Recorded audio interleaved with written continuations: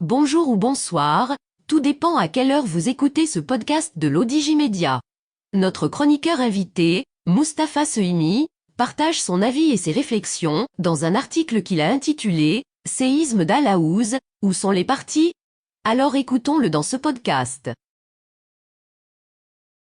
L'auteur commence son article ainsi. Le séisme d'Al Aouz. Une catastrophe naturelle, une tragédie aussi, mais quelle démonstration de solidarité. Comme un seul homme, le peuple marocain a réagi dans un bel élan pour prêter aide et assistance aux 300 000 sinistrés, dont 100 000 enfants. Le peuple, dit-on, qui prend en charge et assume de faire face. Le peuple comme communauté nationale mesurant que c'est le destin collectif qui est en jeu.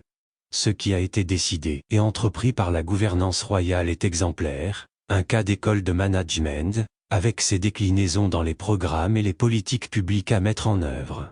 Le plan de reconstruction arrêté par Sa Majesté le Roi est d'une grande ambition, son budget est de 120 milliards de dirhams sur 5 ans, soit environ 9% du PIB national, qui est de l'ordre de 140 milliards de dollars US. Le cap est là, l'élan doit être soutenu. En même temps, une nouvelle stratégie de développement territorial est désormais priorisée. Elle va être le référentiel d'un modèle, devant imprimer sa marque dans la région d'Al Aouz et remodeler, suivant des conditions spécifiques, tout le maillage des territoires et des régions.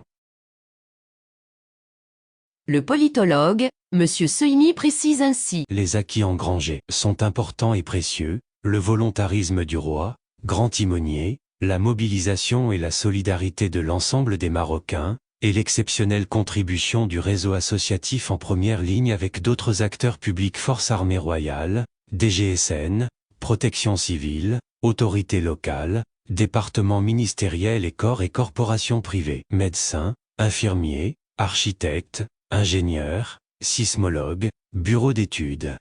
Que manque-t-il donc dans ce large spectre? Les partis politiques. Non pas que leurs dirigeants n'aient pas exprimé publiquement leur solidarité avec les familles des victimes, mais il s'agit en l'occurrence d'autre chose, leurs insuffisances, voire leurs carences dans leur fonction constitutionnelle de représentation et d'encadrement des citoyens, et d'agrégation de leurs besoins, attentes et aspirations. Mustapha Sehimi explique ainsi. L'interpellation des formations partisanes est double. À un premier niveau d'analyse, leur implantation territoriale est marginale parmi les habitants des régions montagneuses dans les quelques 300 000 km² que représentent ces territoires, soit 42% de la superficie totale du royaume. Cela pose problème. C'est qu'en effet, si les habitants dans le monde rural votent comme ceux du monde urbain, leur choix dans les urnes est davantage sociologique et culturel, il est familial, local, tribal. Les étiquettes partisanes ne sont pas décisives, tant s'en faut. Le candidat est choisi pour ce qu'il est, autrement dit par rapport à son statut. Combien de parachutés venant des villes ont subi d'écrasantes défaites dans ces régions, ici et là, fussent-ils bien dotés comme des moulchkaras. Face à ces réalités, les partis ont veillé surtout à s'activer et à se déployer dans les agglomérations urbaines, petites ou grandes, ainsi que dans leurs couronnes périurbaines. Cela ne veut pas dire que le monde rural est dépolitisé, grossière erreur. Cela signifie seulement qu'il est éloigné des clivages partisans si prégnants ailleurs. Avec les réseaux sociaux et les chaînes de télévision nationales et arabes, la politisation est entretenue au quotidien. Elle est nationale et même élargie, et elle a accentué ce que l'on appelle la conscientisation. Le séisme d'Al Aouz aurait pu être l'occasion pour les partis politiques de se distinguer sur le terrain en tant qu'institution organique.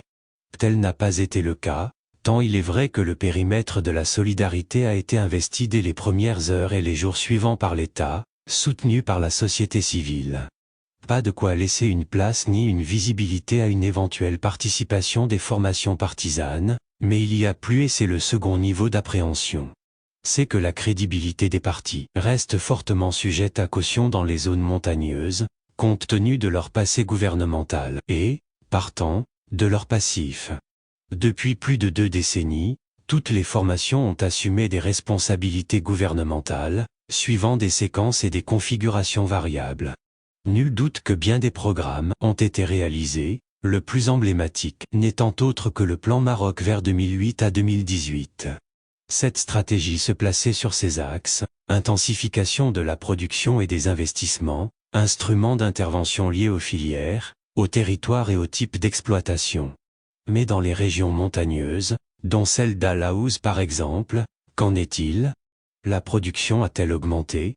Des chaînes de valeur ont-elles été mises sur pied? Les conditions de vie des petits agriculteurs se sont-elles améliorées? Difficile de donner une réponse affirmative. Il faut donc espérer aujourd'hui qu'il en sera autrement demain. L'auteur conclut son article ainsi. Le diagnostic établi dans cette région doit être la grande opportunité, mise en perspective par Sa Majesté le Roi, pour changer le logiciel qui prévalait jusqu'alors. Une ardente obligation pour le gouvernement.